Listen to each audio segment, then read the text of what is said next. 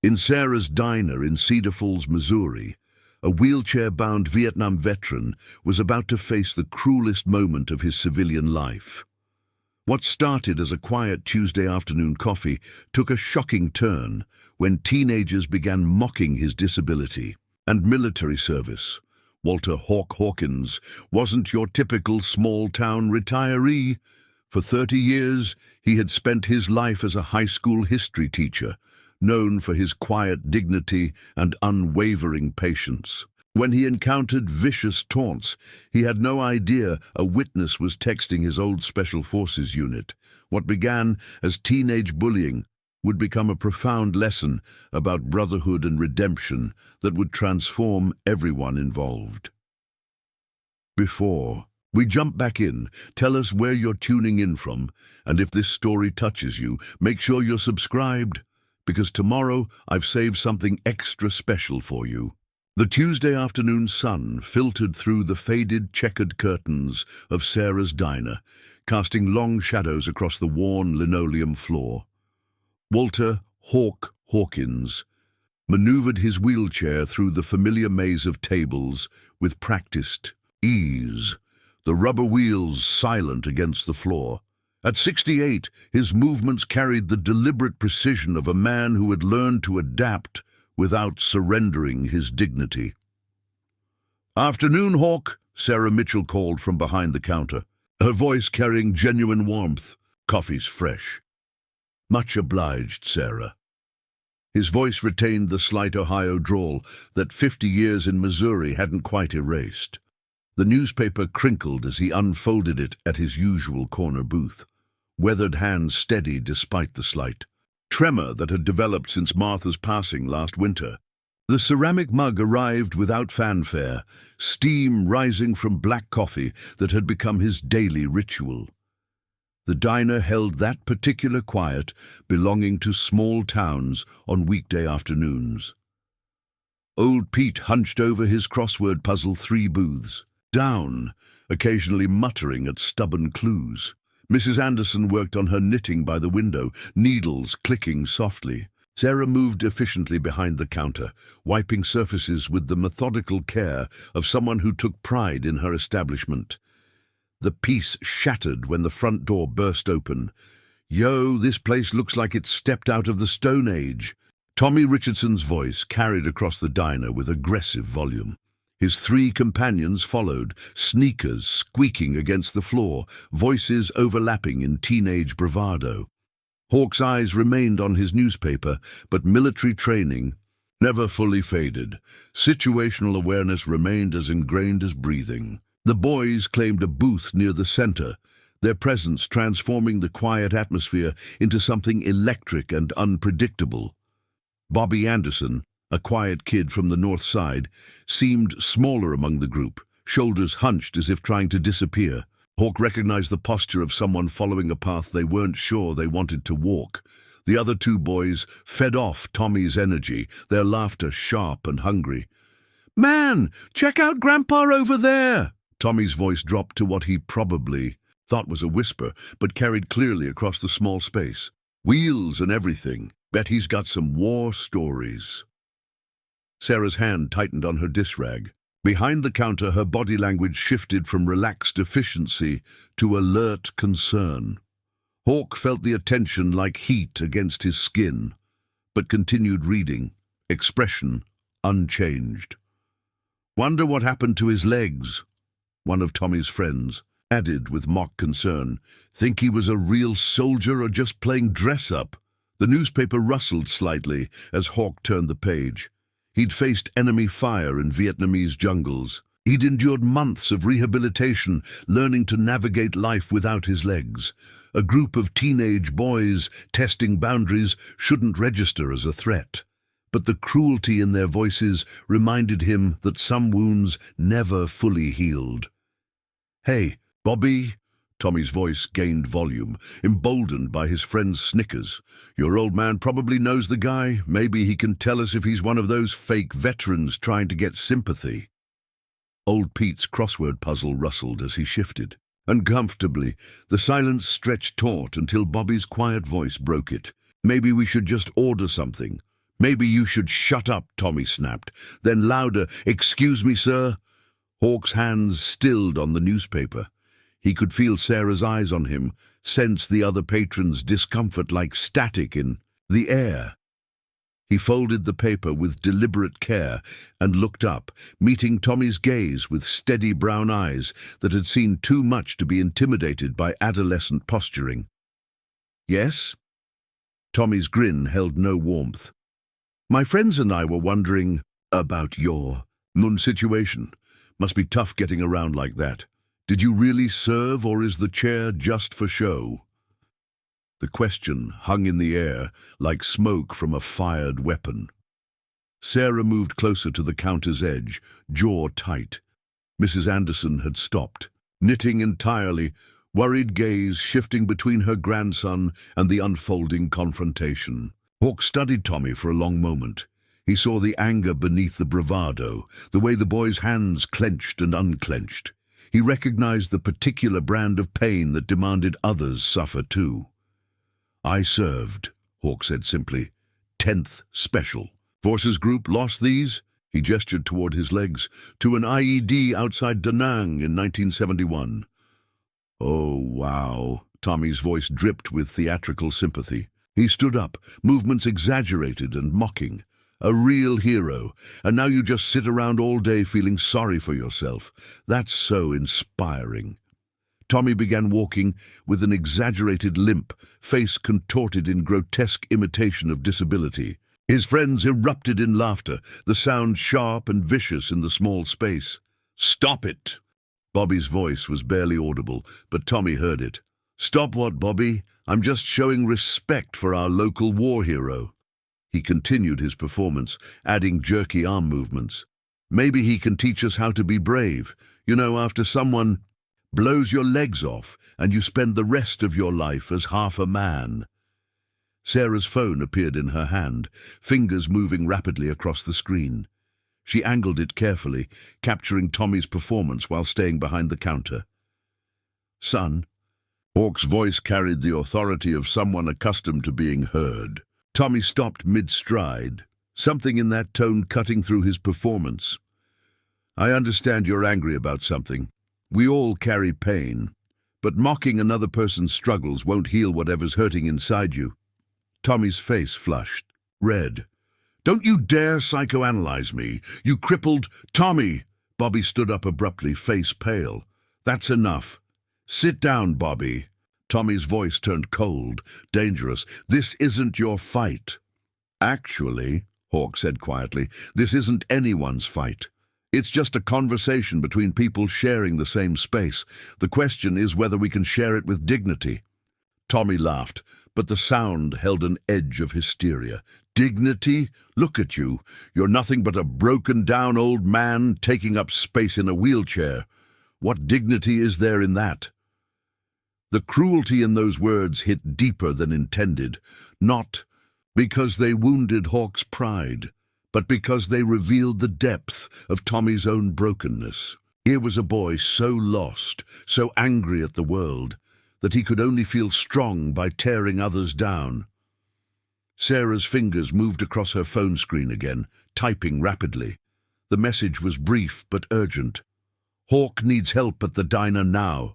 She hit send to a contact list that stretched across 3 states, men who had served with her late husband, who had served with Hawk, who understood that some bonds transcended time and distance. "You know what I think?" Tommy moved closer to Hawk's table, voice dropping to a whisper that somehow felt more threatening than his earlier shouting.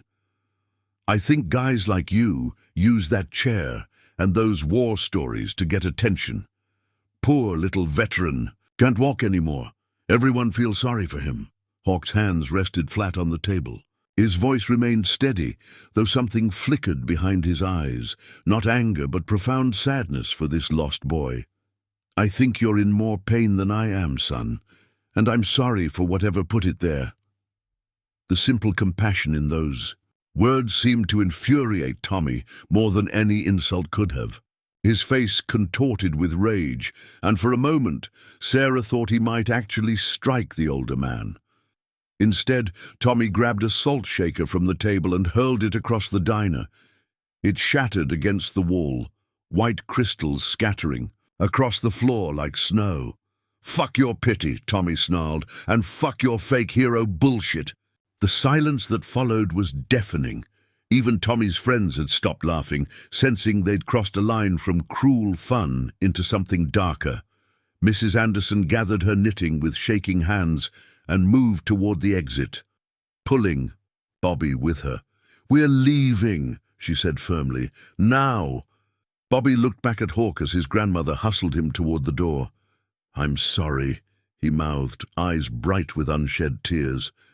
Hawk nodded slightly in acknowledgement, then turned his attention back to Tommy, who stood breathing heavily beside the booth, fists clenched. "Feel better?" Hawk asked quietly. Tommy's laugh was bitter. "Yeah, actually I do." But his hands were shaking, and his eyes held the wild look of someone who had gone too far and didn't know how to find their way back.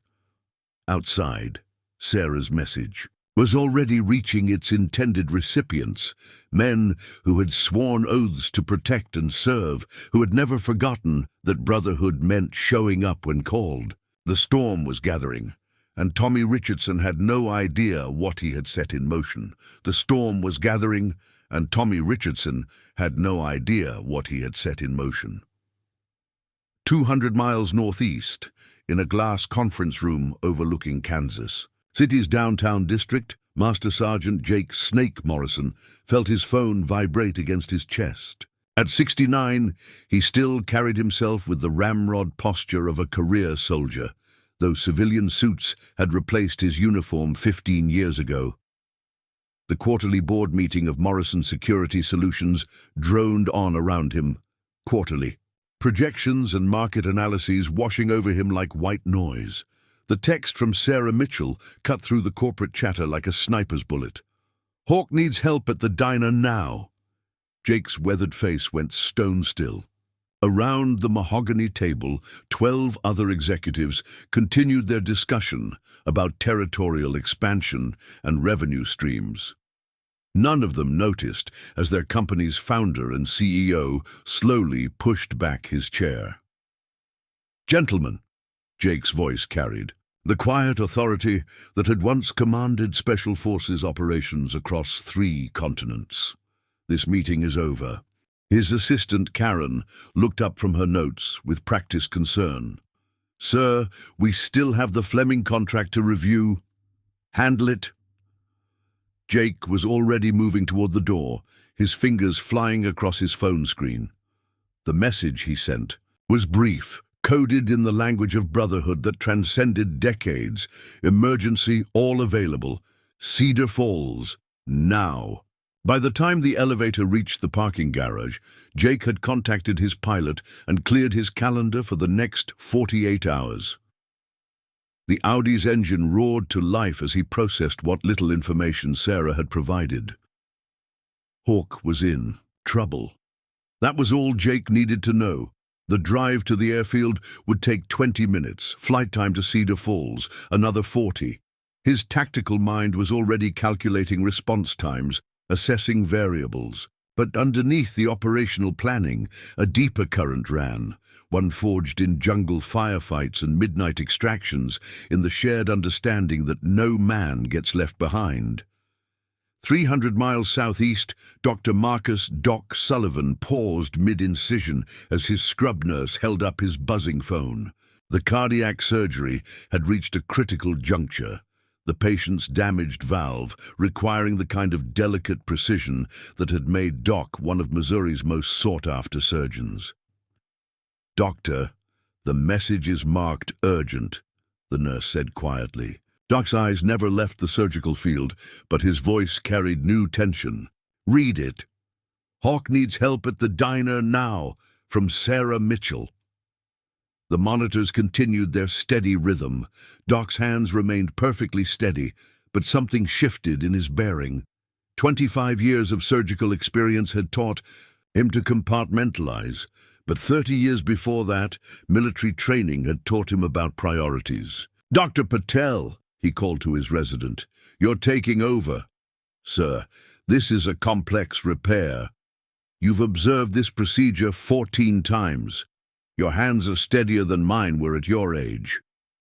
Doc stepped back from the table, his movements deliberate and controlled. "Nurse Patterson, get Dr. Hendricks on standby. And call Flight Med. I need immediate transport to Cedar Falls, Missouri." As the surgical team adjusted around his departure, Doc was already mentally shifting gears. The boy he'd been in Vietnam, the EE medic who'd crawled through enemy fire to drag wounded soldiers to safety, was stirring beneath the accomplished surgeon's facade. Hawk was in trouble. Everything else was secondary. In St. Louis, Captain Ray Bulldog Washington stood before 15 at-risk teenagers in the basement of the Carver Community Center. The afternoon mentorship session had been covering conflict resolution, appropriate given that 3 of the kids had been suspended for fighting just last week. "See, the thing about respect," Ray was saying, his deep voice carrying the authority of someone who'd earned the right to speak on the subject, "is that it ain't something you can take from somebody. It's something you give, and something you earn." DeMarion, a 16-year-old with anger issues and a chip on his shoulder, raised his hand. "But what if somebody disrespects you first? What if they—" Ray's phone buzzed. He glanced at the screen and his entire demeanor changed. The teenagers watched as their mentor's face hardened into something that reminded them he hadn't always been a community organizer. "Session's over," Ray announced, his voice carrying a new edge. "Mrs. Williams will take you upstairs for homework time. DeMarion, walk with me." As the other kids filed out, DeMarion fell into step beside Ray. The older man's stride had shifted, becoming more purposeful, more military. "You asked what happens when someone disrespects you," Ray said, moving toward his office. "Sometimes, young man, you get the chance to show them what real strength looks like, and sometimes that means protecting someone who can't protect themselves." He grabbed his jacket and keys, his movements efficient and focused. "I'm about to drive to Cedar Falls to help an old friend who's in trouble. A man who lost his legs serving this country, who taught history to kids for 30 years, who never asked for anything from anybody." DeMarion watched as Ray locked his office and headed for the exit. "What kind of trouble?" "The kind where some punk kids think it's funny to mock a veteran in a wheelchair." Ray's voice carried a cold fury that made DeMarion step back. "The kind where they're about to learn that some people still have friends who remember what honor means." Back at Sarah's diner, the tension had escalated beyond Tommy's crude performance. Old Pete had quietly paid his check and left, mumbling about kids these days under his breath. Mrs. Anderson had taken Bobby away, but not before the boy's anguished apology echoed in the sudden quiet. Tommy stood breathing heavily beside Hawk's table, his hands still shaking from the adrenaline of his outburst. The broken salt shaker lay scattered across the floor like crystalline evidence of how far he'd fallen. Sarah moved from behind the counter, her phone gripped tightly in her hand. She'd already sent the emergency alert to her veteran network, but something in Tommy's eyes, a wild desperation that spoke of deeper wounds, made her reach for another number. Chief Dan Mitchell answered on the second ring. "Sarah, what's wrong?" "I need you at the diner," she said quietly, her eyes never leaving Tommy. "We've got a situation developing." Hawk looked up at the teenager who stood over him, seeing past the bravado to the broken boy beneath. "Son, why don't you sit down? Let's talk about what's really eating at you." Tommy's laugh was bitter, almost hysterical. "Talk? With you? You're nothing but a—" "I'm a man who's made mistakes," Hawk interrupted gently. "I'm a man who's been angry. I'm a man who knows what it feels like when the world seems stacked against you." Something in Hawk's tone gave Tommy pause. The older man's eyes held no judgment, only a patience that seemed infinite. "You don't know anything about me," Tommy said, but the venom had gone out of his voice. "I know you're hurting," Hawk replied. I know you're angry at someone who isn't in this room, and I know that whatever's driving this anger is eating you alive. Sarah watched the exchange while mentally calculating response times. Jake would be airborne within minutes. Doc was probably already in his helicopter. Ray would be on Highway 70, pushing his Silverado harder than the speed limit allowed. The cavalry was coming. The question was whether they'd arrive in time to prevent something terrible or to clean up the aftermath of a young man's complete breakdown. Tommy swayed slightly, his face cycling through emotions, rage, confusion, something that might have been grief. For a moment, Sarah thought he might actually sit down, might accept the lifeline Hawk was offering. Then his phone buzzed. A text from one of his friends who'd fled when Mrs. Anderson left. Dude, did you really make that old cripple cry? Video that shit. Tommy's face hardened again, the moment of vulnerability slamming shut like a prison door. Fuck your sympathy, he snarled louder than before, and fuck your fake concern. He raised his hand, and for one terrible moment, Sarah thought he was going to strike the man who'd shown him nothing but compassion. Instead, Tommy swept his arm across the table, sending Hawk's coffee mug and newspaper flying. The mug shattered. Against the floor, hot coffee spreading in a dark stain across the linoleum. The sound echoed in the sudden silence, final as a gunshot. Outside, Jake Morrison's Cessna was lifting off from Kansas City. Doc Sullivan's medical helicopter was banking southeast over Jefferson County.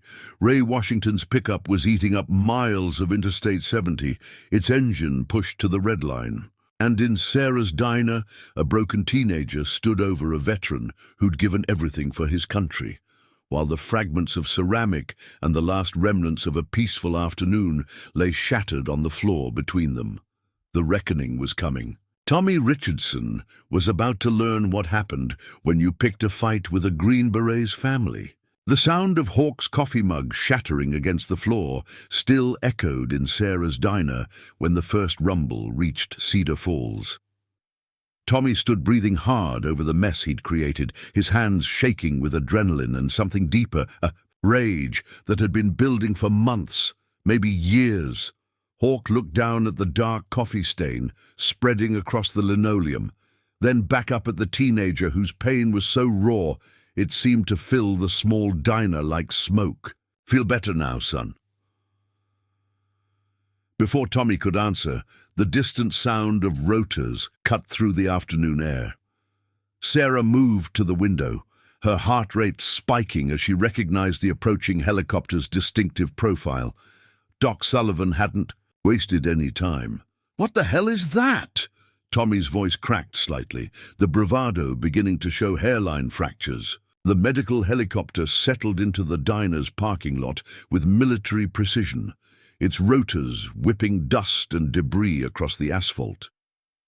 Through the windows, Sarah could see cars pulling over, drivers stepping out to stare at the unexpected. Arrival. In a town of 4,000 people, a helicopter landing at the local diner was front-page news. Dr. Marcus Sullivan emerged from the aircraft with the same controlled urgency he brought to emergency surgeries. Still wearing scrubs under his flight jacket, he moved toward the diner with purpose, his eyes already assessing the situation through the large front windows. Tommy's face had gone pale. This is insane. It's just some old... The rumble of a powerful engine cut him off. Jake Morrison's black Silverado rounded the corner, followed closely by Ray Washington's pickup. Both vehicles moved with the same purposeful efficiency as their drivers, men who'd spent decades responding to crises with tactical precision. Sarah, Hawk's voice remained calm, though something new flickered in his eyes. Maybe you should call Dan Mitchell. Already did. Sarah's hand tightened on her phone as she watched Jake step out of his truck. Even in a business suit, the man moved like a soldier, his eyes sweeping the diner's exterior with practiced assessment. Tommy backed away from Hawk's table, his teenage bravado crumbling as the reality of what he'd triggered began to dawn on him. This is crazy. All this for some old guy in a wheelchair. That old guy, Jake Morrison's voice carried clearly as he pushed through the diner's front door, is Master Sergeant Walter Hawkins, green beret, 2 purple hearts, bronze star with V device. His eyes locked onto Tommy with laser intensity. And he's my brother. Doc Sullivan entered behind Jake, his surgeon's calm, radiating authority. Ray Washington filled the doorway last, his imposing frame and cold stare making Tommy take another involuntary step backward. The diner suddenly felt very small. 3 accomplished men in their late 60s had just walked in, and despite their civilian clothes, everything about them screamed military. Their posture, their coordinated movement, their complete focus on the situation at hand. Tommy was no longer facing one disabled veteran. He was surrounded by a unit. "Gentlemen," Hawk's voice cut through the tension, "I appreciate you coming, but nobody mocks our people," Jake said simply. His gaze never left Tommy. Nobody. Chief Dan Mitchell's patrol car pulled up outside, followed by Jessica Martinez's Honda Civic. The guidance counselor had been notified by the school's automated emergency system. Tommy Richardson's name flagged whenever law enforcement was involved. Tommy looked around the diner at the 3 veterans who'd materialized out of nowhere, at Sarah behind the counter with her phone ready, at the growing crowd outside. His friends had long since disappeared, leaving him alone to face the consequences of his cruelty. It was just... Tommy's voice trailed off as he realized there was nowhere to run, no excuse that would make this go away. Ray Washington stepped forward, his voice carrying the authority of someone who'd commanded respect in much harder places than a small-town diner. "Son, you just made the biggest mistake of your young life. The question now is whether we're going to teach you something, or whether you're going to keep digging this hole deeper." Doc Sullivan moved to Hawk's side, his medical training automatically assessing his old teammate's condition. "You hurt, Hawk?" "Just my faith in the next generation," Hawk replied quietly, his eyes still on Tommy. "But maybe that can be repaired." Outside, more vehicles were arriving. Word was spreading through Cedar Falls that something extraordinary was happening at Sarah's diner. Something that would change how this small Missouri town understood the bonds between soldiers and the price of showing disrespect to those who'd served. The reckoning had arrived, and Tommy Richardson was about to learn what brotherhood really meant. Lisa Richardson's arrival shattered Tommy's last wall of defiance as completely as his fist had shattered the salt shaker. She burst through the diner's front door, still wearing her nursing scrubs, her hair escaping from its ponytail after her frantic drive from the hospital. Her eyes swept the scene, her son cornered by 3 imposing veterans, Chief Mitchell with his hand on his radio, Jessica Martinez holding a clipboard, and in the center of it all, an elderly man in a wheelchair surrounded by the debris of Tommy's rage. "Tommy." Her voice carried a mother's particular combination of fear, exhaustion, and disappointment. "What have you done?" The question hung in the air like an indictment. Tommy's shoulders sagged completely, his teenage bravado finally crumbling under the weight of his mother's presence. The boy who had mocked a war veteran minutes earlier now looked exactly like what he was, a 17-year-old kid who had made a terrible mistake. "Mom, Tommy's voice cracked. "I didn't mean for... They called you at work. I'm sorry." Lisa Richardson looked around the diner, taking in the full scope of the situation. Her exhausted nurse's eye catalogued details. The broken ceramic on the floor, the coffee stain, the tense postures of the men surrounding her son, the growing crowd outside. "Ma'am?" Jake Morrison stepped forward, his voice carrying a gentleness that hadn't been there when addressing Tommy. "I'm Jake Morrison. I served with Hawk, Master Sergeant Hawkins in Vietnam." Lisa's eyes moved to Hawk, seeing him clearly for the first time. The wheelchair, the quiet dignity, the patient expression, despite what her son had done to him, her face flushed with shame. "I am so sorry," she said, her voice barely above a whisper. "Whatever Tommy did, Your boy's hurting," Hawk interrupted, gently. "We've all been there. Question is what we do about it." Ray Washington moved closer, his imposing frame softening as he studied Lisa Richardson. He recognized the signs. The exhaustion of a single mother working multiple jobs, the defensive pride of someone barely keeping her head above water, the fear of a parent who knew her child was slipping away and didn't know how to stop it. "Mrs. Richardson," Ray's voice carried the authority of someone accustomed to reaching troubled families. "My name is Ray Washington. I work with at-risk youth in St. Louis. I've seen this before." Lisa's defensive barriers went up immediately. "Tommy's not at risk. He's just angry," Doc Sullivan finished quietly. "Angry at his father for leaving, angry at the world for being unfair, angry at himself for not being able to fix things for you." The accuracy of the assessment hit Lisa like a physical blow. Her hand moved instinctively to her chest, where the weight of 2 jobs, unpaid bills, and a son spiraling out of control had taken up permanent residence. "You don't know our situation," she said, but the fight had gone out of her voice. "I know enough," Ray replied. "I know you're working yourself to death trying to keep things together. I know Tommy's looking for a father figure and finding all the wrong ones. And I know that what happened here today isn't really about Hawk. It's about a boy who's so angry at being abandoned that he's trying to push everyone else away before they can leave him too." Tommy flinched, as if he'd been struck. The psychological dissection was too accurate, too close to truths he'd never spoken aloud. Chief Mitchell stepped forward, his voice official but not unkind. "Mrs. Richardson, technically, your son committed assault and disturbing the peace. There's also the matter of destruction of property." Lisa's face went pale.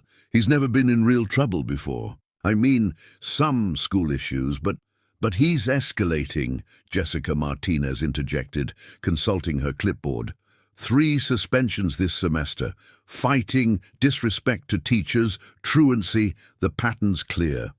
The weight of it all seemed to crush Lisa. She sagged against the counter, her exhaustion finally overcoming her pride. "I don't know what to do anymore. I work doubles just to keep us afloat. I'm never home. He's angry all the time, and I don't know how to reach him. Preparing and narrating this story took us a lot of time. So if you are enjoying it, subscribe to our channel. It means a lot to us. Now back to the story." Hawk wheeled his chair closer, his voice carrying the gentle authority of a man who'd spent 30 years teaching troubled teenagers. "Lisa, may I call you Lisa? Sometimes our kids need more than we can give them alone. That doesn't make us failures. It makes us human." Ray Washington nodded slowly. "Mrs. Richardson, what if I told you there was another way to handle this? Something that might actually help Tommy instead of just punishing him?" Hope flickered in Lisa's tired eyes. "What do you mean?" "Community service," Ray said, his voice gaining strength as the idea took shape. "But not just picking up trash on the highway, real service, working with veterans, learning about sacrifice and service, understanding what it means to be part of something bigger than yourself." Jake Morrison studied Ray's proposal, his tactical mind immediately seeing the potential. "You're talking about mentorship." "I'm talking about transformation," Ray replied. "Tommy's looking for a father figure, for male role models who can show him what strength really looks like. Not the fake toughness he's been using to cover his pain, but real strength. The kind that protects instead of destroys." Doc Sullivan nodded thoughtfully. "Restorative justice instead of punitive. Address the root cause, not just the symptoms." Chief Mitchell looked skeptical. "That's all very idealistic, but we're talking about a legal matter here. Assault, property damage. What if the victim doesn't want to press charges? Hawk interrupted quietly. All eyes turned to him. What if the victim thinks this young man might benefit more from learning than from punishment? Jessica Martinez looked up from her clipboard. The school district would need to be involved. We could structure it as an alternative to suspension, maybe even for credit if it's done properly. Tommy had been silent through the entire exchange, watching adults discuss his future like he wasn't there. Finally, he found his voice. Why would you want to help me after what I did? Hawk looked directly at him, his brown eyes holding no judgment, only possibility. Because 30 years ago, I was a high school history teacher, and in all that time, I learned one thing. Every kid deserves a second chance, even the ones who think they don't. The silence that followed was different from the tense quiet that had filled the diner earlier. This was the silence of possibility, of people beginning to believe that something good might come from something terrible. Ray Washington broke it, his voice carrying new energy.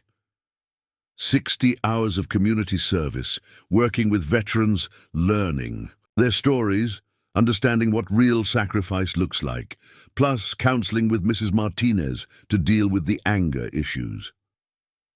And if he completes it successfully? Lisa asked, hope creeping into her voice.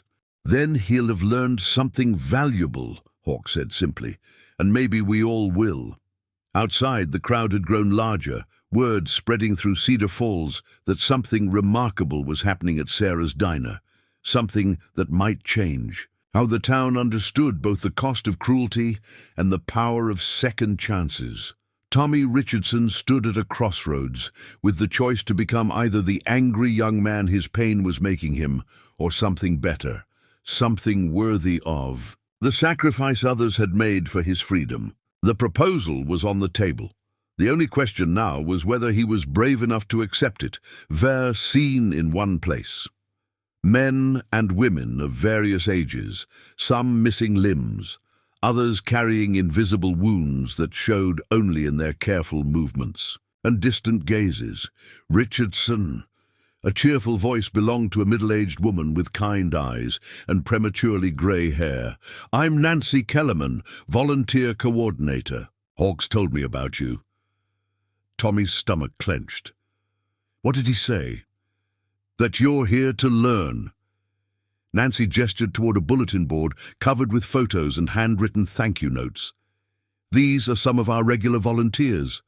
Most of them started just like you, court-ordered service that turned into something more. A young man about Tommy's age appeared from behind the reception desk, pushing a wheelchair with practiced ease. His left sleeve was pinned up where his arm should have been. This is Marcus Williams, Nancy said. Army, lost his arm to an IED in Afghanistan 2 years ago. He volunteers here between college classes. Tommy stared, unable to hide his shock. Marcus couldn't have been more than 19, with the kind of easy smile that belonged to someone who'd never seen combat. Close your mouth, man, Marcus said with a grin. You're catching flies. I'm sorry, I didn't expect... Tommy's words tangled in his throat. Didn't expect what? Someone your age? Marcus's tone carried no offense, only understanding. Yeah, most people think war is something that happens to other people. People who are older, different, somehow more prepared for it. Hawk wheeled up beside them, his expression neutral but alert. Marcus, this is Tommy. He's going to be helping out for a while. Cool. Marcus extended his remaining hand. Nice to meet you, Tommy. Ready to get to work? The morning passed in a blur of small tasks that felt monumentally important. Tommy helped elderly veterans fill out paperwork, his role mainly to write clearly what they dictated in voices weathered by age and hard-won experience. He listened to stories he'd never imagined, not the Hollywood version of war, but the quiet, complicated reality of people who'd served and come home changed. Robert Chen, a Korean War veteran with Parkinson's disease, needed help writing a letter to his grandson. His hands shook too badly to hold a pen steady, but his mind remained sharp as a knife. "My grandson's about your age," Robert said as Tommy carefully transcribed his words. "Smart kid, but angry. Lost his father in Iraq 3 years ago." Tommy's pen paused. "I'm sorry. We all carry losses, son. Question is what we do with them. I could be bitter about Korea, about watching my friends die, about these shaking hands that won't do what I tell them anymore. But bitterness is a poison you drink, hoping someone else gets sick." The old man's eyes studied Tommy with uncomfortable perception. "Hawk tells me you've got some anger of your own." Tommy's defensive walls went up automatically. "I'm fine." "Sure you are." Robert's smile was gentle but knowing. "Just like I was fine when I came home from Busan with nightmares and a drinking problem. Just like Marcus there was fine when he woke up in a German hospital missing an arm. We're all fine until we admit we're not." At lunch, Tommy found himself sitting beside Marcus in the clinic's small break room. The other volunteers gave them space. Whether by design or accident, Tommy couldn't tell. "So, what's your story?" Marcus asked, unwrapping a sandwich one-handed with practiced efficiency. "My story? Yeah, what landed you here? Don't say community service. That's the how, not the why." Tommy stared at his untouched lunch. 3 days ago, he wouldn't have considered answering such a question. But something about this place, these people made honesty feel less dangerous. I mocked a veteran in public, called him. Tommy's voice trailed off, shame burning in his chest. Called him what? Half a man. The words came out as a whisper. Marcus was quiet for a long moment. When he spoke, his voice carried no judgment, only curiosity. Why? "Because I was angry. Because I wanted someone else to hurt as much as I do." "And why do you hurt?" The question was simple, direct, impossible to deflect. Tommy found himself answering before he could stop himself. "Because my dad left when I was 12. Because my mom works herself to death to keep us afloat.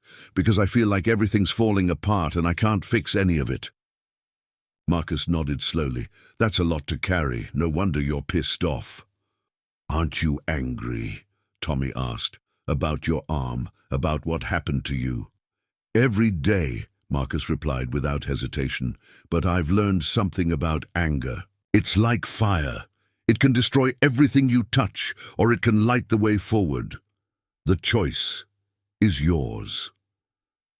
Father Michael O'Brien appeared in the doorway, his clerical collar visible beneath a worn cardigan. At 72, the priest moved with the careful dignity of someone whose body no longer matched his spirit's energy. "Mind if I join you, boys?" he asked, settling into a chair with a slight grunt. "Tommy, isn't it? Hawks mentioned you." "Yes, sir." Tommy's response was automatic, driven by an ingrained respect for clergy that his mother had drilled into him. "I served as a chaplain in Vietnam," Father O'Brien said, his Irish accent still faintly colouring his words. "Saw a lot of young men struggling with anger, with loss, with questions that don't have easy answers." He studied Tommy with eyes that had seen too much suffering to be shocked by teenage rage. "The hardest lesson I learned over there was that forgiveness isn't something you do for other people.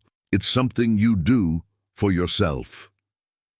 "I don't understand," Tommy said. "Your father left you. That was his choice, his failure, his loss. But holding on to that anger, letting it poison every interaction you have, that's your choice, and it's destroying you from the inside."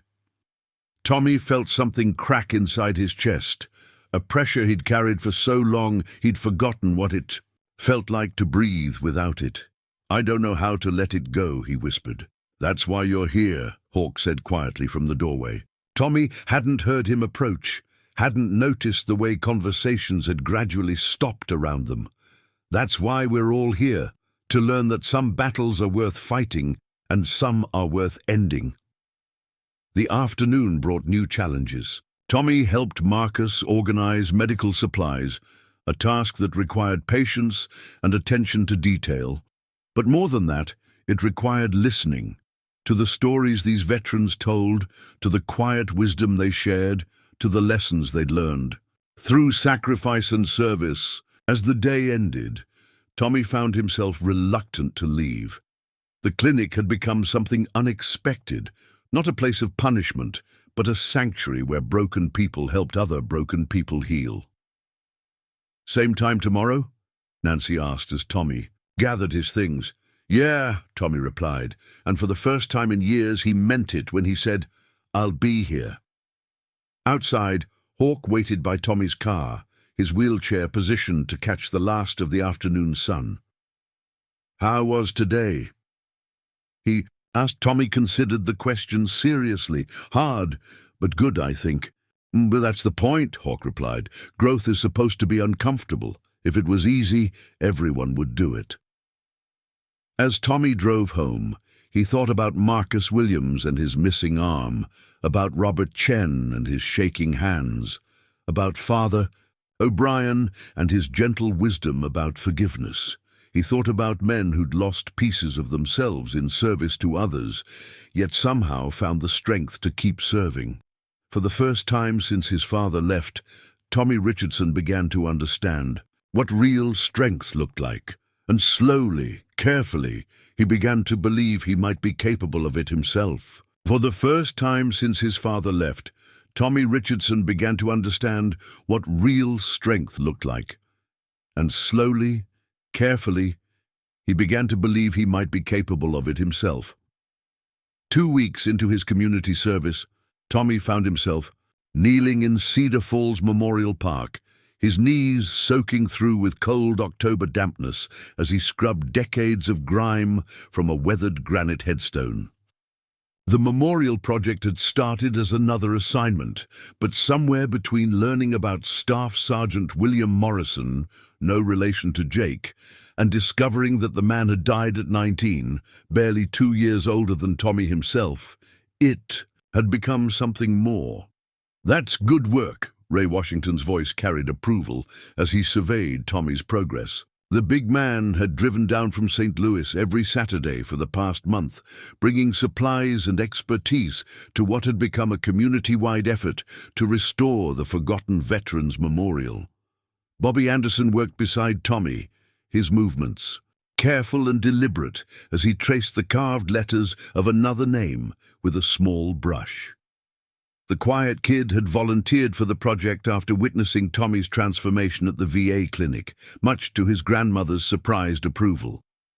"William Morrison was from the next county over," Hawk said, consulting the research folder they'd compiled. "Drafted in '68, served with the 1st Infantry Division, killed in action near Anlock." He paused, studying the worn photograph they'd found in the county archives. "Same age as my nephew would have been." Tommy's hands stilled on the stone. 3 weeks ago, these would have been just names and dates, abstract concepts with no personal meaning. Now, each headstone represented a story cut short, a family forever changed, a future that would never unfold. "Did you know him?" Bobby asked quietly. "Different units, different time," Hawk replied. "But in a way, I knew them all. When you serve, you understand that it could have been your name on that stone. Pure chance separated the living from the dead." Doc Sullivan approached, carrying a thermos of coffee that had become a Saturday ritual. "How are the boys doing?" "Learning," Ray answered, watching as Tommy carefully cleaned moss from the carved dates, beginning to understand what sacrifice actually means. The restoration work had become a meditation for Tommy. Each cleaned stone, each researched name, each moment spent kneeling in quiet respect among the dead, it was changing something fundamental inside him. The rage that had driven him to mock Hawk was still there, but it was transforming into something else, something that felt like purpose. "Ray," Tommy said without looking up from his work, "can I ask you something?" "Shoot." "How did you know?" About my father, I mean. How did you know what was eating at me? Ray set down the supply box he'd been carrying and lowered himself to sit on a nearby bench. At 68, his knees protested the constant movement, but he never complained. "Because I was you, 30 years ago," Ray said simply. "Angry kid from the south side of St. Louis. Father walked out when I was 15. Mother worked 3 jobs just to keep the lights on. I was headed straight for prison or worse until a recruiter convinced me the army might be a better option." Tommy's hands stilled on the headstone. "What happened?" "Basic training happened. Drill Sergeant Jackson happened. He was a hard man but fair. Taught me that anger could be a tool instead of a weapon. That discipline could replace destruction." Ray's voice carried the weight of memory. "Most importantly, he taught me that the family you're born into isn't the only family you can have."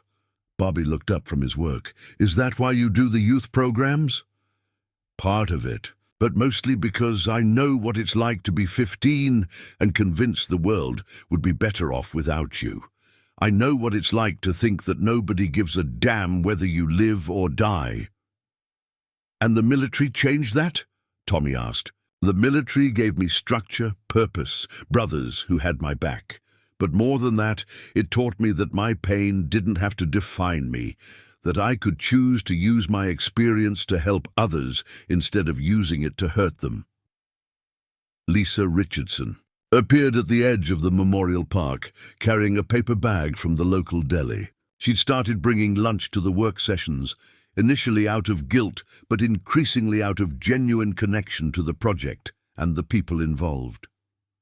"How's the progress today?" she asked, settling beside Ray on the bench.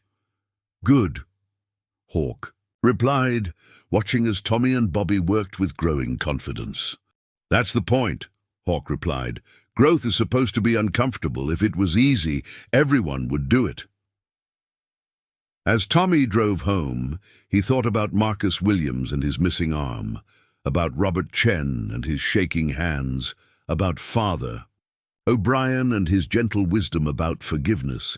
He thought about men who'd lost pieces of themselves in service to others, yet somehow found the strength to keep serving. For the first time since his father left, Tommy Richardson began to understand what real strength looked like, and slowly, carefully, he began to believe he might be capable of it himself. For the first time since his father left, Tommy Richardson began to understand what real strength looked like. And slowly, carefully, he began to believe he might be capable of it himself.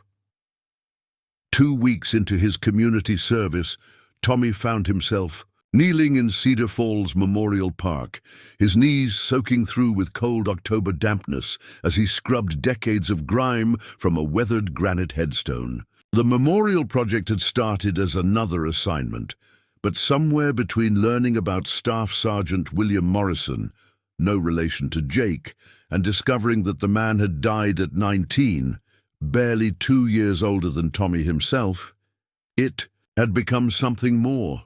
"That's good work." Ray Washington's voice carried approval as he surveyed Tommy's progress. The big man had driven down from St. Louis every Saturday for the past month, bringing supplies and expertise to what had become a community-wide effort to restore the Forgotten Veterans Memorial.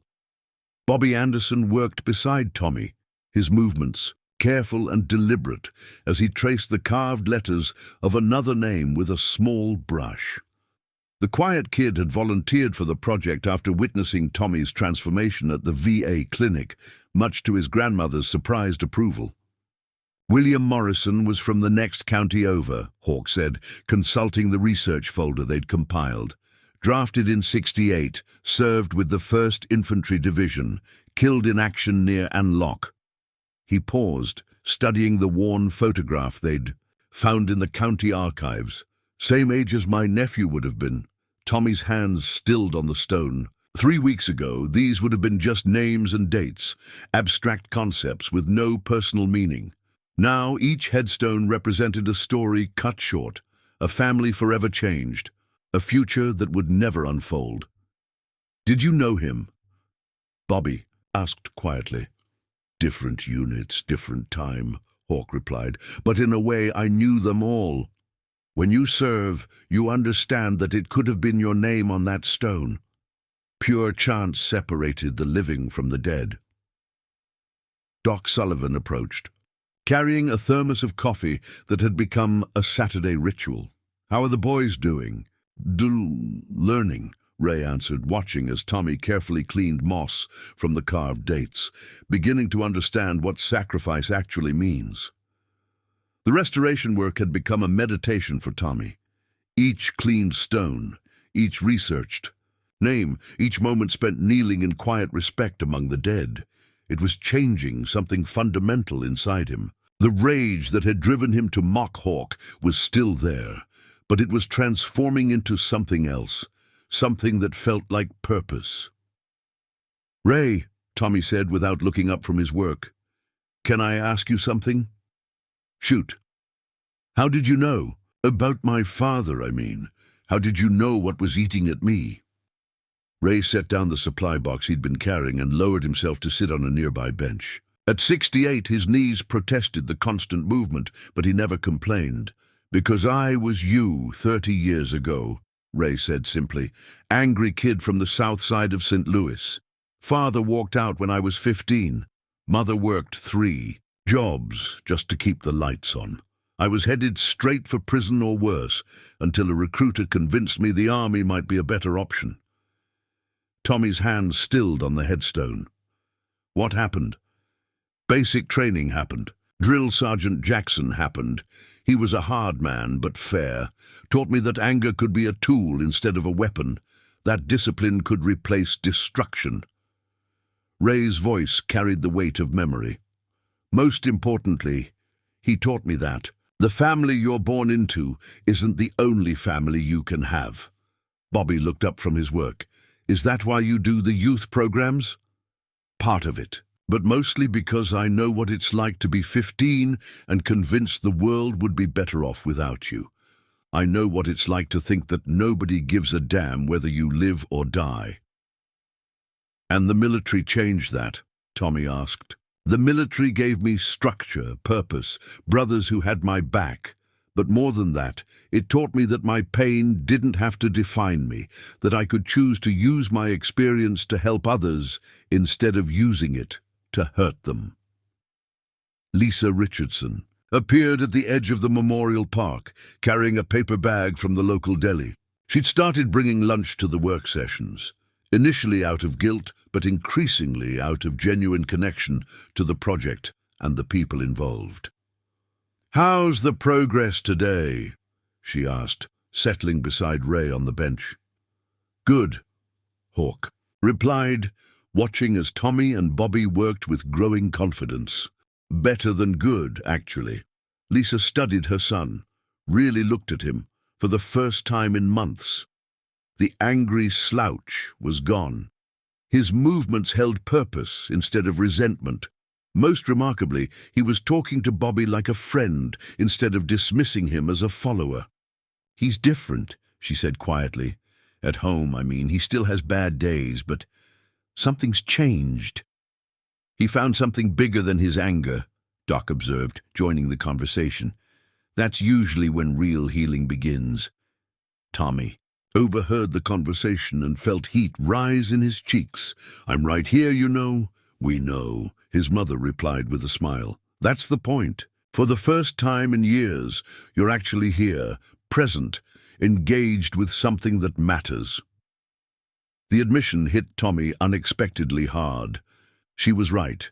For years, he'd been going through the motions of life, school, home, friends, without really being present for any of it. The anger had insulated him from everything, including the people who cared about him most. "Mom," Tommy said, his voice uncertain. "I know this doesn't fix everything, but I'm sorry. For all of it. For making you worry. For the school calls. For embarrassing you." Lisa's eyes filled with tears she'd been holding back for months. "Oh, honey, you don't need to apologize for hurting. You just need to find better ways to handle the hurt." Father O'Brien appeared at the memorial's entrance, moving slowly but steadily across the uneven ground. Saturday visits had become part of his routine, partly to offer spiritual guidance, but mostly to witness the transformation taking place. "How are our memorial restorers today?" he asked, settling beside the group with a slight grunt.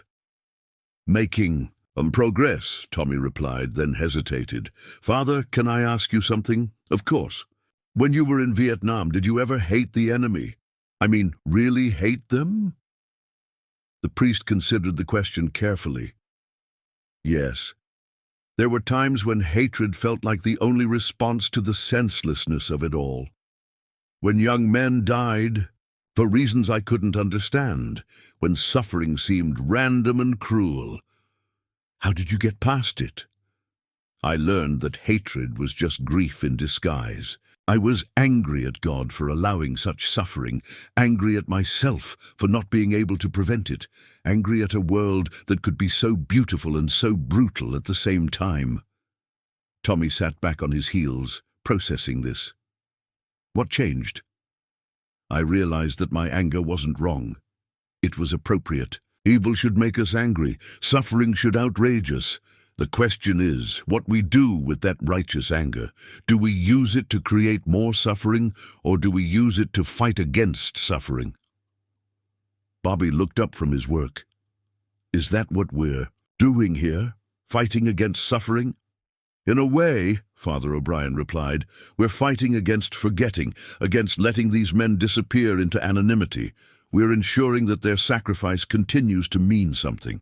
As the afternoon wore on, Tommy found himself working alongside Hawk on the memorial's central stone, a larger granite monument listing the names of all the local veterans. Years of weather had made some names barely legible. "Hawk," Tommy said, as they worked to restore the carved letters, "why did you really agree to mentor me after what I did to you?" Hawk's hands paused in their careful work. "Because 30 years of teaching showed me something important. The kids who act out the most are usually the ones who need help the most. Your cruelty wasn't about me, it was about your pain. And pain that deep doesn't go away with punishment, it only goes away with purpose. What if I can't change? What if I'm just broken?"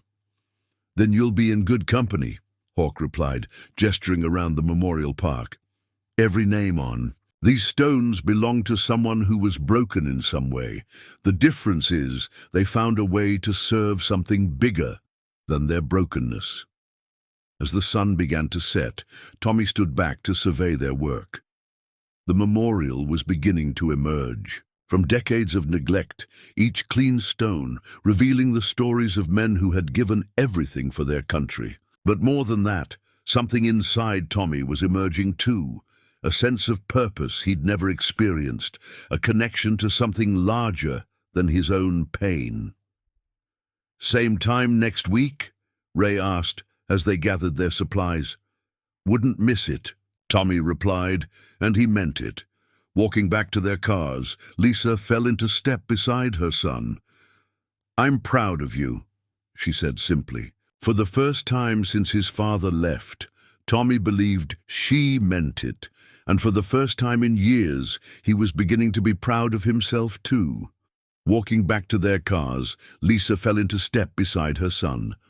"I'm proud of you," she said. Simply, for the first time since his father left, Tommy believed she meant it, and for the first time in years, he was beginning to be proud of himself too. That pride would be tested sooner than he expected. The Cedar Falls Community Center buzzed with nervous energy on a cold November evening. Holding chairs arranged in neat rows, faced a makeshift stage where Tommy Richardson would present the memorial restoration project to the town council. The monthly meeting typically drew maybe 15 people. Tonight, nearly 60 residents had crowded into the multi-purpose room. Tommy stood in the hallway outside, his presentation notes trembling in his hands.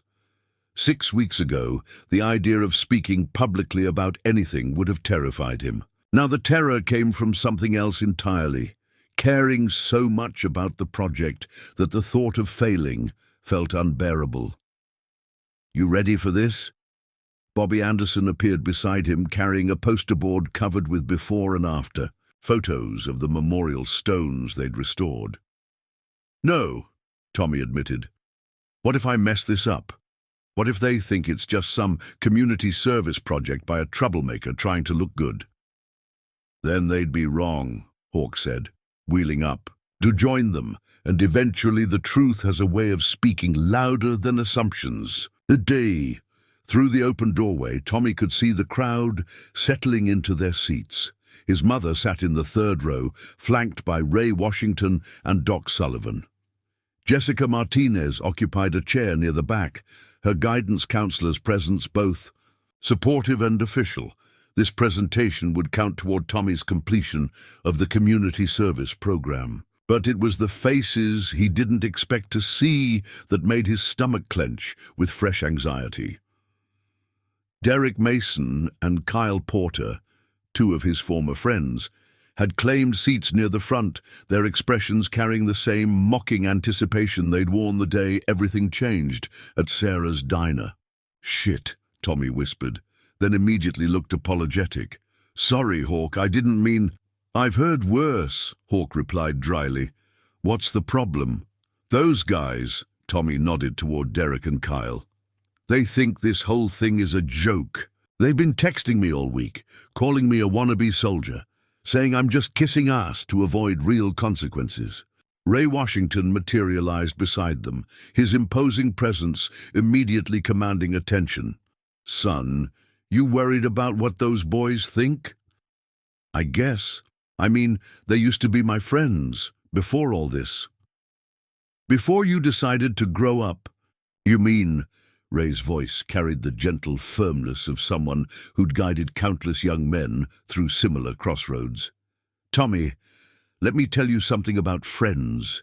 Real friends celebrate your growth. Fake friends feel threatened by it." Bobby shifted nervously. "What if they tried to disrupt the presentation?" "Then they'll learn what happens when you disrespect a room full of veterans," Doc Sullivan said quietly, joining the group. His surgeon's calm radiated confidence. "But I don't think it'll come to that. Sometimes people surprise you." "Mayor," Patricia Henley's voice echoed from inside the meeting room. "Ladies and gentlemen, our next item is a presentation about the Veterans Memorial Restoration Project. I'd like to invite Tommy Richardson to address the council." Tommy's feet felt rooted to the floor. 6 weeks of preparation, hours of research, dozens of conversations with veterans whose stories had changed his understanding of courage. And now all he could think about was Derek's sneering face and Kyle's inevitable laughter. "Tommy!" Hawk's voice cut through his panic. "Look at me!" Tommy met the older man's steady gaze. 6 weeks ago, you thought strength meant making other people feel small. What do you think it means now? The question focused Tommy's scattered thoughts. "It means doing what's right even when it's hard." "Especially when it's hard," Hawk corrected.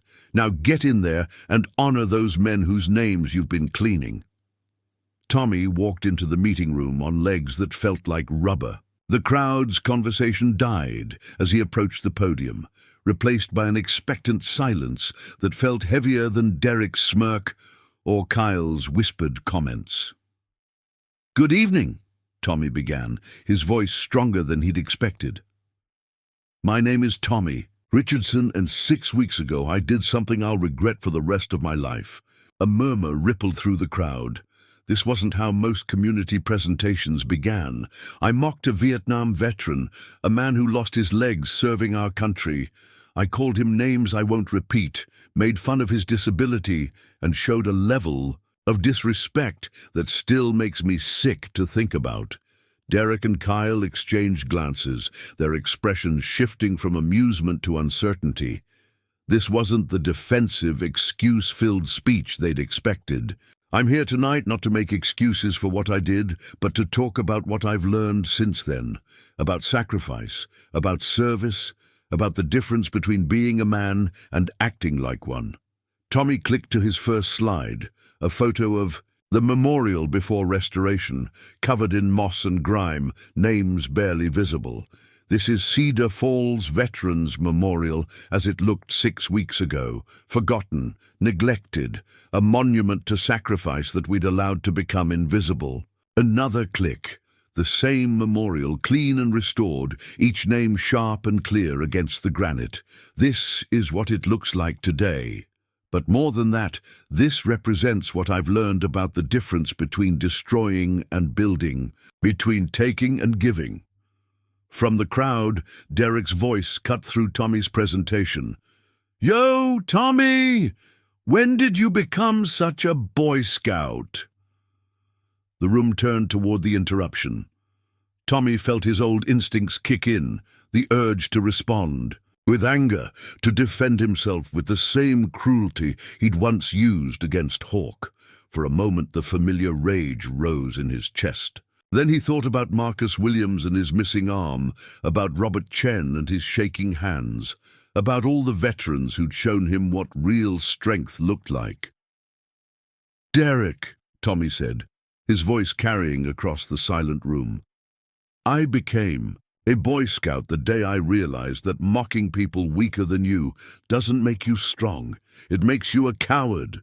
The response hit Derek like a physical blow. His face reddened, but before he could respond, Tommy continued. 6 weeks ago, you would have laughed when I made fun of Master Sergeant Hawkins. You would have thought it was hilarious to mock a man who lost his legs fighting for our freedom. But you know what? That says more about who we used to be than who we have to stay. Bobby Anderson stood up from his seat near the back. Tommy's right. I was there that day. I laughed too, and I've been ashamed of it ever since. The room was dead silent now. Even Kyle, who'd been prepared to join Derek's heckling, sat motionless in his chair. Tommy continued his presentation, his voice growing stronger with each slide. He told the stories of the men whose names they'd restored. William Morrison, killed at 19 in Vietnam. James Patterson, who survived Korea only to die in a car accident 6 months after coming home. Robert Sullivan, Doc's own uncle, who'd served in World War II and lived to 93 before passing peacefully the previous spring. Each of these names represents a choice, Tommy said, approaching his conclusion. A choice to serve something bigger than yourself, to sacrifice for others, to protect people you'll never meet. He paused, looking directly at Derek and Kyle. 6 weeks ago, I thought strength meant making other people feel small. I thought courage meant never admitting you were wrong. I thought being a man meant never backing down, never apologizing, never showing weakness. His voice carried newfound conviction. I was wrong about all of it. Real strength is admitting when you've screwed up. Real courage is changing when change is hard. And being a real man means taking responsibility for your actions and trying to be better tomorrow than you were today. The presentation ended to sustained applause. As the crowd began to disperse, Tommy found himself surrounded by well-wishers, veterans who wanted to share their own stories, community members who'd been moved by his transformation. But it was Derek's approach that surprised him most. "Hey, Tommy!" Derek's usual bravado was gone, replaced by something that might have been respect. That was really good, man. Thanks. Look, I'm sorry about the interruption. I don't know what I thought. Tommy studied his former friend, seeing something he'd missed before, the same anger and pain that had driven his own cruelty weeks earlier. "You want to help with the memorial project?" Tommy asked. "We're planning a dedication ceremony for Memorial Day. Could use the help." Derek looked surprised. "After what I said in there?" "Especially after what you said in there," Tommy replied. "Everyone deserves a second chance, Derek, even us." As the community center emptied, Tommy found himself standing with Hawk, Ray, and Doc, the men who'd shown him what mentorship really meant. "How do you feel?" Hawk asked. Tommy considered the question seriously. Different, stronger maybe, but not the kind of strength I used to think mattered. "What kind?" Ray inquired. the kind that builds things instead of tearing them down. Doc Sullivan smiled. I think you're ready for what comes next. What comes next? Leadership, Hawks said simply. The Memorial Day ceremony needs someone to organize it, someone who understands what it means to honor sacrifice, someone who's learned the difference between being served and serving others. Tommy felt the weight of the responsibility, but for the first time in his life, it felt like a privilege rather than a burden. I won't let you down, he said. You already haven't, Hawk replied. The question now is whether you're ready to help others find their way back from their own anger. Looking around the emptying community center, at Bobby organizing presentation materials, at his mother talking quietly with other parents, at Derek and Kyle waiting awkwardly by the door as if hoping for their own second chance, Tommy Richardson realized he was ready for whatever came next. The test had been passed. The real work was just beginning. Looking around the emptying community center, at Bobby organizing presentation materials, at his mother talking quietly with other parents, at Derek and Kyle waiting awkwardly by the doctor as if hoping for their own second chance, Tommy Richardson realized he was ready for whatever came next. The test had been passed. The real work was just beginning. Memorial Day dawned crisp and clear, the kind of May morning that made Missouri feel like paradise. Tommy arrived at the Memorial Park before sunrise, his breath visible in the cool air as he surveyed the site that had become the center of his transformation. 6 months ago, this had been a forgotten corner of Cedar Falls, overgrown and neglected. Now, it stood as something remarkable, not just a restored monument, but a symbol of what was possible when people chose to build instead of destroy. The restored granite stones gleamed in the early light, each name carved sharp and clear against the dark stone. William Morrison, James Patterson, Robert Sullivan, 37 names in total, men who'd served their country across 7 decades of conflict, now properly honored for the first time in years. You're early, Sarah Mitchell's voice carried across the park as she approached with a thermos of coffee and a worried expression. Nervous? Terrified, Tommy admitted, accepting the steaming cup gratefully. What if nobody comes? What if I mess up the speech? What if you remember that 6 months ago you were a different person entirely? Sarah interrupted gently. Tommy, half the town watched you present to the council. They saw what you've become. They'll be here. As if summoned by her words, vehicles began arriving. Chief Dan Mitchell's patrol car, followed by Jessica Martinez's Honda, Ray Washington's pickup truck, with Doc Sullivan's Mercedes close behind. Then came the cars Tommy hadn't expected. Families from across Cedar Falls, drawn by word of mouth and newspaper coverage to witness something extraordinary. Bobby Anderson arrived with his grandmother, both carrying flowers to place at the memorial. Derek Mason appeared with his parents, looking nervous but determined. Even Kyle Porter had come, though he stayed close to his mother as if afraid of venturing too far from familiar territory. But it was the final arrival that made Tommy's throat tighten with emotion. A chartered bus pulled into the parking area, discharging more than 20 veterans from the regional VA hospital. Men and women of all ages, some in wheelchairs, others walking with careful dignity, all wearing their service pins and American flag lapels with quiet pride. Marcus Williams was among them, his empty sleeve pinned neatly, his smile as radiant as the morning sun. "Wouldn't miss it, man," he said, gripping Tommy's hand with his remaining one. "This is history." Father O'Brien appeared at Tommy's elbow, resplendent in his ceremonial vestments. "Ready to make some history, my boy?" Tommy looked around the growing crowd, more than 100 people now, probably the largest gathering Cedar Falls had seen in years. His mother stood near the front, tears already brightening her eyes. Hawk positioned his wheelchair with military precision near the memorial itself, flanked by Jake Morrison and the other veterans who'd answered Sarah's call 6 months ago.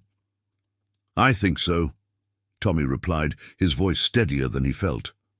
Mayor Patricia Henley called the ceremony to order, her usually businesslike demeanor softened by the solemnity of the occasion.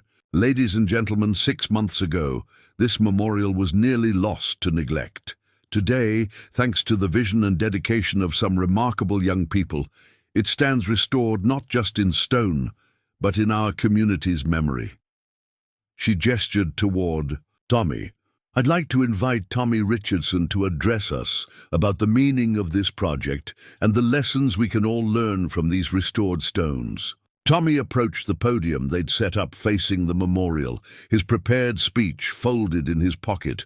But as he looked out at the assembled crowd, at faces both familiar and strange, at veterans who'd served and families who'd sacrificed, at friends who'd supported him and former enemies who'd chosen to attend, he realized his prepared words weren't what this moment needed. 6 months ago, he began, his voice carrying clearly across the park, I stood in Sarah's diner and did the most shameful thing I've ever done. I mocked a veteran. I made fun of his wheelchair, questioned his service, and showed a level of disrespect that still makes me sick to think about. A murmur rippled through the crowd. Some had heard the story, but many hadn't expected such brutal honesty from a teenager at a public ceremony. I did it because I was angry at my father for leaving, angry at my mother for struggling, angry at the world for being unfair. I was so consumed by my own pain that I thought the only way to feel better was to make someone else feel worse. Tommy's eyes found Hawk in the crowd, the older man's expression patient and encouraging. But that day, something extraordinary happened. Instead of responding with anger, instead of seeking revenge or punishment, Master Sergeant Walter Hawkins and his brothers chose something harder. They chose to see past my cruelty to the pain underneath. They chose to offer redemption instead of retribution. He gestured toward the restored memorial. This project taught me that there are 2 kinds of strength in this world.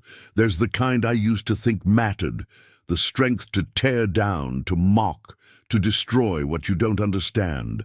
And then there's real strength, the strength to build up, to honor, to create something lasting and meaningful. Tommy's voice grew stronger, more confident. Every name on these stones represents someone who chose the harder path, men who left their families, their homes, their dreams to serve something bigger than themselves. They didn't do it for glory or recognition. Most of them came home to quiet lives, working jobs, raising families, never asking for anything in return. He paused, looking directly at the veterans in the crowd. But we owe them more than just our freedom.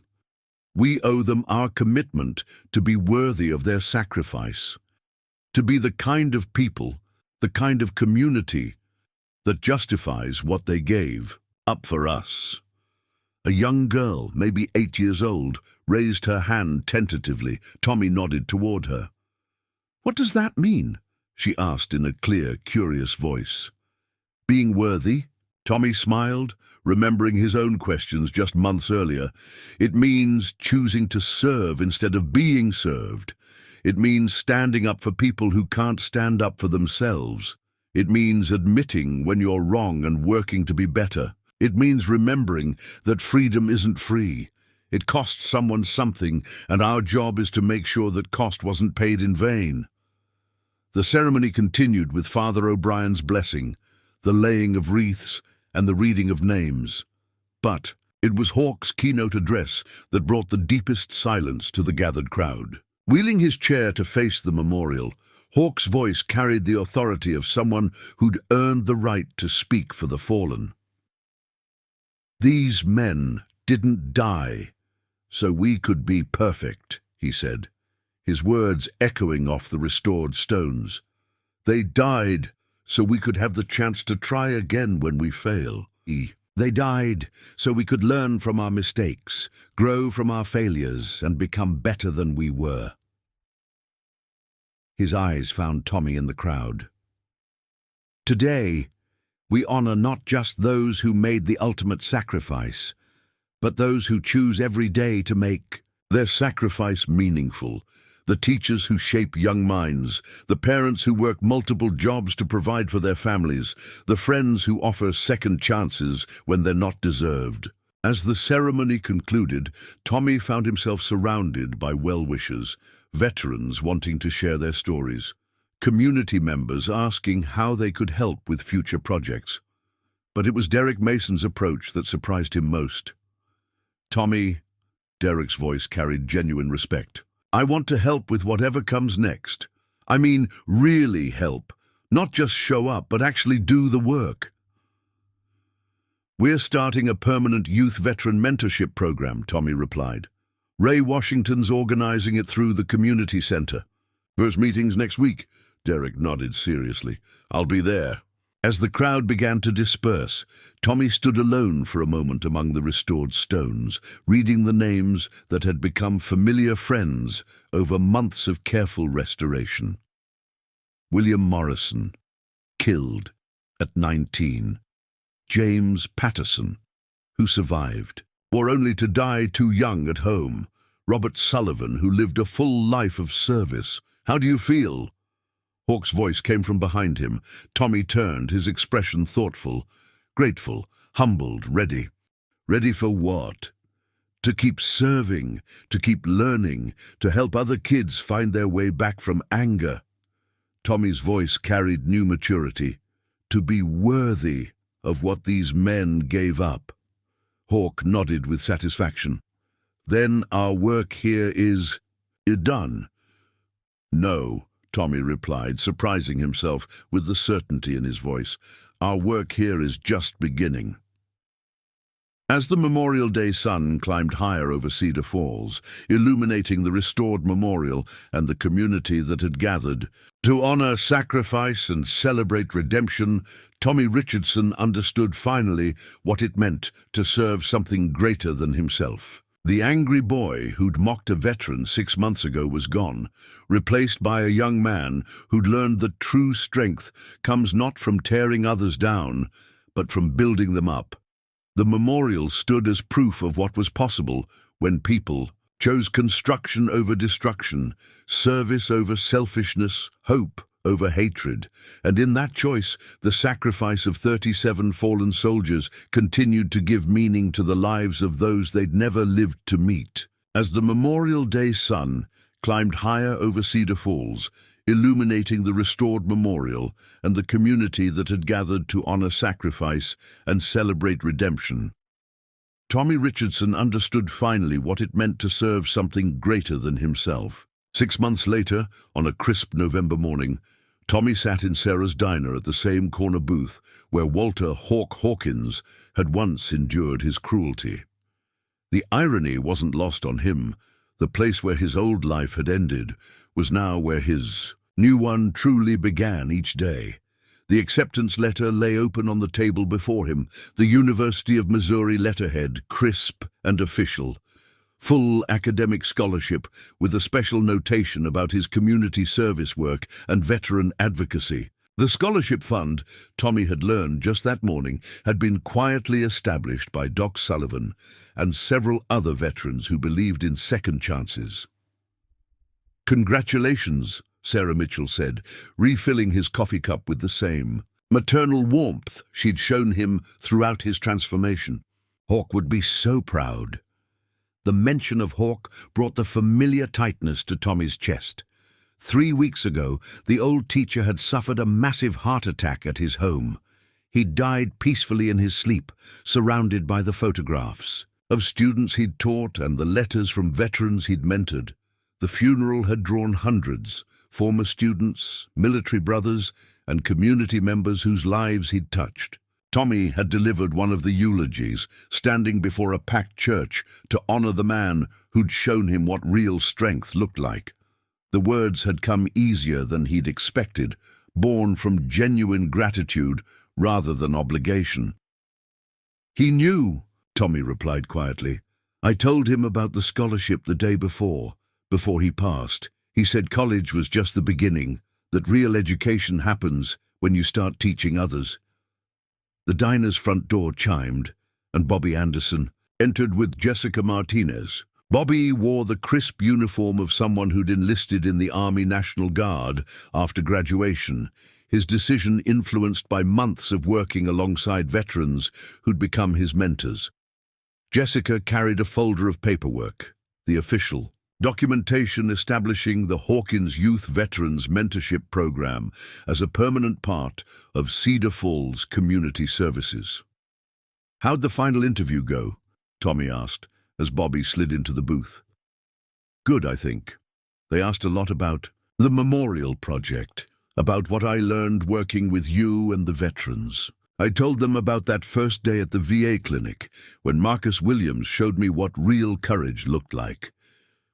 Bobby's voice carried the same quiet confidence that had replaced his earlier timidity, the shy follower who'd once stood silently, while Tommy mocked Hawk, had grown into a young man who'd chosen military service as a way to honor what he'd learned about sacrifice and duty. Jessica spread the paperwork across the table, her educator's pride evident in every organized detail. "The school board approved everything. Starting next semester, we'll have an official program pairing at-risk students with veteran mentors. Ray Washington will oversee it, with support from the VA and community volunteers." "How many kids signed up?" Tommy asked. 12 for the first session, including Derek Mason and Kyle Porter." Jessica's smile carried satisfaction. "Apparently, watching your transformation convinced them they might benefit from some guidance too." The mention of his former friends brought mixed emotions. Derek had become a regular volunteer at the memorial, his own anger issues slowly giving way to purpose and direction. Kyle remained more hesitant, but he'd started attending the monthly cleanup sessions, drawn perhaps by the possibility of finding the same redemption Tommy had discovered. Ray Washington's booming laugh announced his arrival before he appeared, in the doorway, followed by Lisa Richardson and Father O'Brien.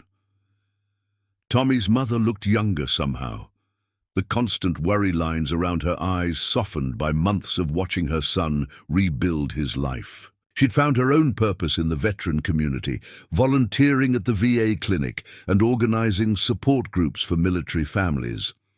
"There's our college boy," Ray announced, settling his large frame into the booth with characteristic good humor. "Doc told me about the scholarship. Boy, you've come a long way from the angry kid who thought tearing down others made him strong." "We all have," Tommy replied, looking around the table at the people who'd become his chosen family. "I keep thinking about what Hawk said, that our work was just beginning." Father O'Brien nodded thoughtfully. "Walter understood something important about service. It's not a destination you reach. It's a path you walk every day." Lisa reached across the table to squeeze her son's hand.